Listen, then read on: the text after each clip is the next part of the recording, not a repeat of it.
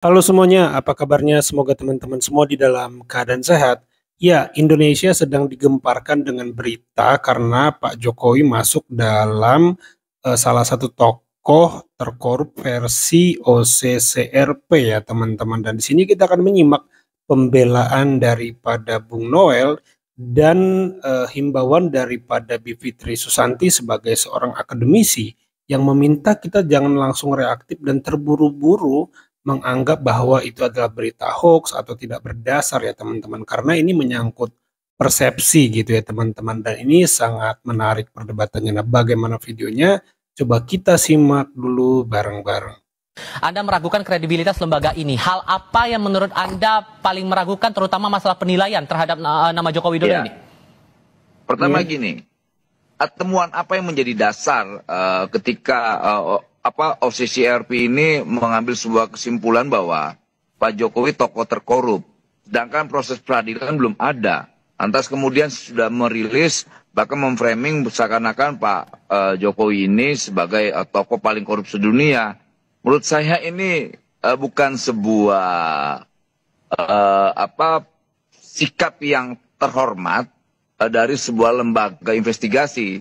Makanya jujur saya curiga jangan-jangan ini sengaja proksi intelijen yang melakukan propaganda yang ingin menghancurkan tokoh-tokoh bangsa ini yang dicintai oleh rakyatnya. Artinya apa yang dilakukan OCCRP ini tidak akan mempengaruhi kita. Kalau melihat dari proses penilaiannya disebutkan bahwa ini dilakukan proses voting, kemudian ada jurinya, Bang. Anda bagian mana yang Anda ragukan? Loh, kita nggak tahu mereka dari mana bukti-bukti bahwa Jokowi korup.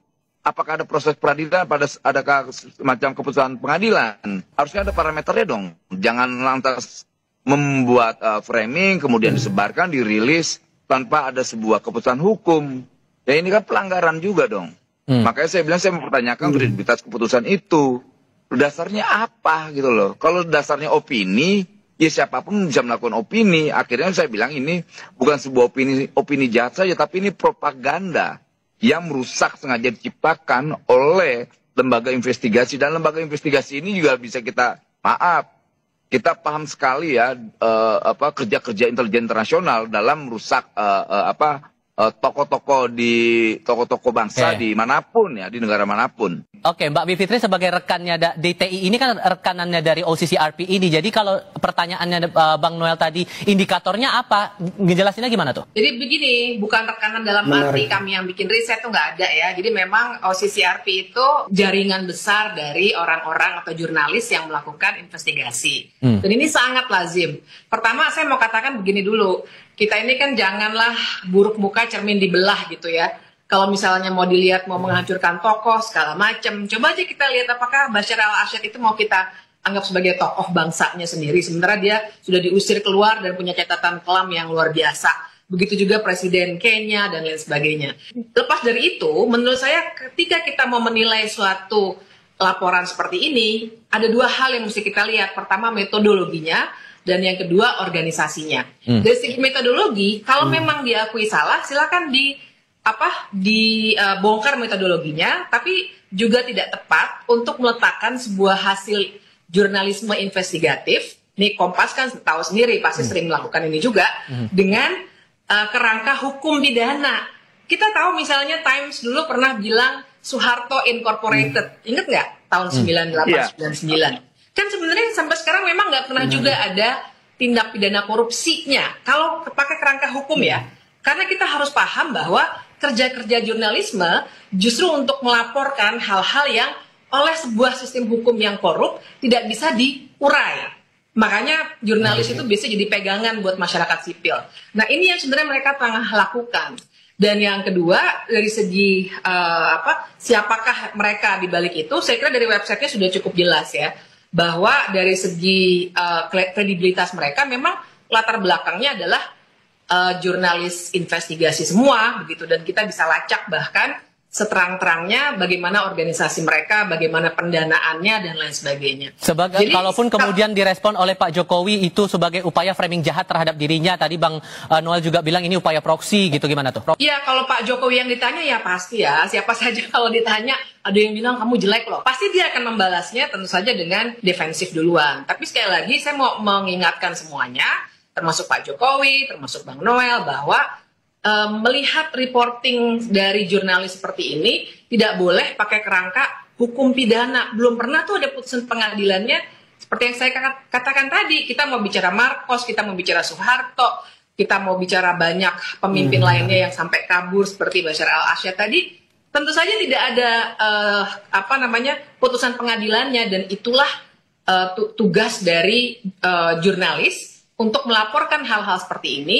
Dan saya kira ini jadi bagus buat kita untuk memikirkan kembali, kalaupun belum ada putusan pengadilannya, kedepannya apa nih yang mesti kita lakukan supaya pemimpin yang seperti ini citranya tidak bisa muncul lagi dalam sistem kita yang demokratis. Mestinya seperti itu. Jadi jangan langsung, wah nggak bisa, ini pasti dari intelijen mau menghancurkan Indonesia. Saya kira itu ya buruk muka cermin dibelah gitu ya. Jadi terlalu nasionalistik sehingga tidak bisa objektif melihat situasi dalam sebuah negara hukum yang memang lagi rusak.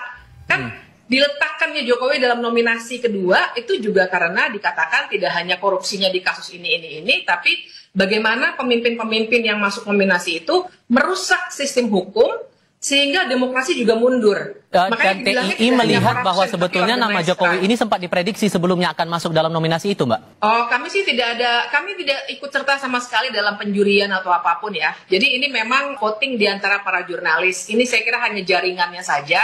Jadi nggak ada perkiraan apapun, nggak ada pembahasan apapun. Tahu-tahu langsung keluar seperti ini. Jujur, yang namanya gerakan-gerakan investigasi internasional saya nggak pernah percaya, jujur. Wajib saya jujur sangat tidak percaya. Hal yang Anda ragukan? Sangat diragukan. Ya artinya lucu aja. Masa disamain Mama Bashar al-Assad, Presiden Suriah yang jelas-jelas. Ya kita tahu lah di sana banyak proksi lah. Memeriksa lepas dia punya sejarah kelam atau tidak. Tapi yang nggak pantas lah masa Jokowi disamain dengan Bashar al-Assad yang diusir oleh rakyat sendiri dalam kondisi perang. Kondisi kita kan tidak perang, tidak korup. Betul. Makanya saya ketawa aja kalau ngeliat kawan-kawan itu. Ya udah, kalau mau kita mau marah, mau apa silakan aja. Tapi saya rasa tidak ada yang satu pun punya hak moral untuk mendikte tokoh-tokoh bangsa inilah, kecuali bangsa sendiri. Kayak begitu kira-kira. Oke. Kalau Mbak Bivit, analisisnya bagaimana menangkap nama Pak Jokowi ini masuk? Menurut Anda hal apa yang kemudian nama Pak Jokowi ini bisa muncul masuk dalam nominasi itu? Analisisnya gimana Mbak Caya? Pertama gini, kita harus pahami report atau laporan-laporan seperti ini adalah persepsi. Sama kayak IPK ini sebentar lagi akan keluarkan indeks persepsi korupsi. Dan banyak lagi, bahkan Kompas, Litbangnya juga sering melakukan persepsi-persepsi publik itu seperti apa. Jadi bacalah dengan cara itu. Kalau secara metodologi salah, silakan kritik metodologinya. Tapi untuk buru-buru bilang ini pasti konspirasi, propaganda, dan lain sebagainya, itu saya kira bukan sikap keilmuan yang baik juga begitu ya. Tapi yang kedua juga kita harus soroti kenapa nama itu muncul. Jangan lupa apa yang terjadi tahun lalu, dan kita kan tahun baru nih ya. Tahun lalu itu kan luar biasa ya, bagaimana hukum dimanipulasi dengan putusan 90 yang kita bilang saja skandal Paman Usman begitu ya, yang merusak seluruh sendi-sendi negara hukum dan juga sistem politik kita, yang mungkin di mata Bang Noel tidak bisa diterima, karena tentu saja kita harus sebutkan juga Bang Noel ini selain Jokowi mania juga sekarang jadi wakil menteri ya, jadi ada balas jasa terhadap apa yang sudah dilakukan selama tahun lalu, tahun politik itu. Tapi yang dibaca oleh publik yang berbeda pandangan dengan Bang Noel adalah ada kerusakan hukum yang luar biasa, dan barangkali ini yang dipersepsikan oleh para jurnalis yang ikut voting dalam proses itu. Dan ini kan kita mesti lihat juga laporan dari banyak media massa internasional tentang Indonesia sangat kritis, banyak sekali. Cuma di Indonesia sendiri saja yang masih belum mau mengakui situasinya. Bib, gue sedikit terusin. Balas politik apa yang dilakukan Jokowi? Ini gue ini diterorisin di rezim media. Gue dipecat dan dipermalukan secara politik. Bahkan hak perdata gue dicabut tuh. Gitu loh. Kalau kemudian dibilang balas budi politik yang mana? Gue dihina di republik ini. Gue diterorisin.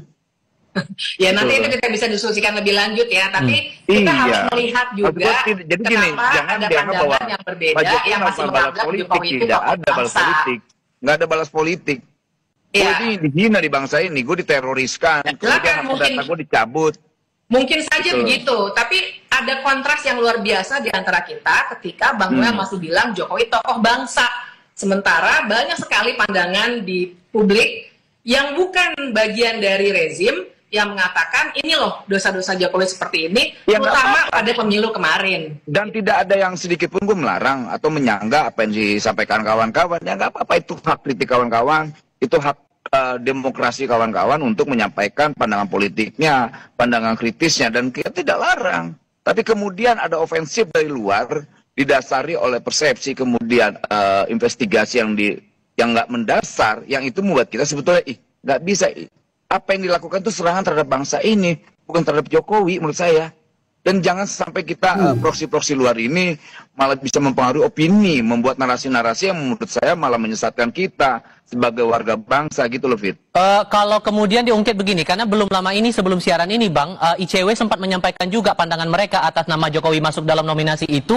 Salah satunya adalah upaya pelemahan KPK lewat revisi undang-undang. Menurut Anda beralasan nggak itu? Nah, itu bagus. Nah, dari sudut pandang kawan-kawan ICW ini loh, karena lemahnya KPK dan sebagainya, kita senang aja, nggak masalah, gitu loh. Nah, kemudian yang buat kita marah itu kok disandingin dengan Bashar al-Assad, kemudian pemimpin dari Afrika mana itu?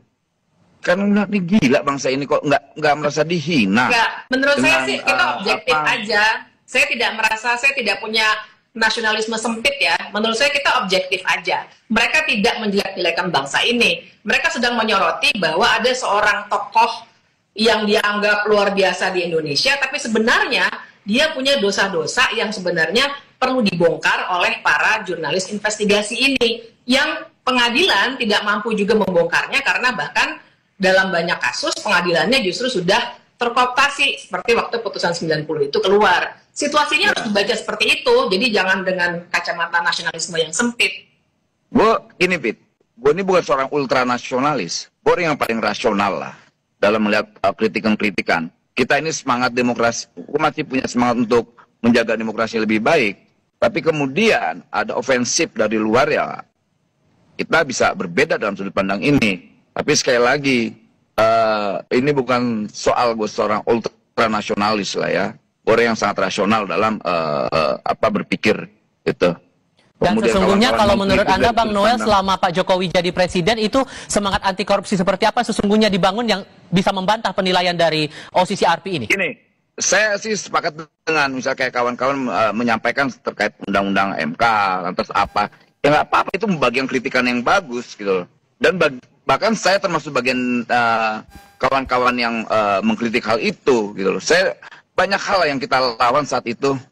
Ya, itu ya teman-teman, menarik juga menyimak pendapat daripada Bu Fitri Susanti, karena ini memang harus spirit akademik lah ya teman-teman, butuh kesabaran untuk tidak langsung menjudge pemberitaan ini, karena ya Bu Fitri pun memang mengakui bahwa ini bukan sebuah pemberitaan yang lahir dari putusan pidana yang dijadikan sebagai dasarnya, tapi memang persepsi. Ya memang ini butuh kedalaman berpikir ya menurut saya, artinya karena persepsi mungkin bukan melihat secara mentah-mentah bahwa tokoh yang disebutkan korupsi, tetapi mungkin ada iklim yang dia ciptakan sehingga korupsi tumbuh subur, ataupun kebijakan-kebijakan yang membuat korupsi tumbuh subur, mungkin seperti itu ya. Ini kalau pendapat saya mengenai persepsi tadi yang ditonjolkan oleh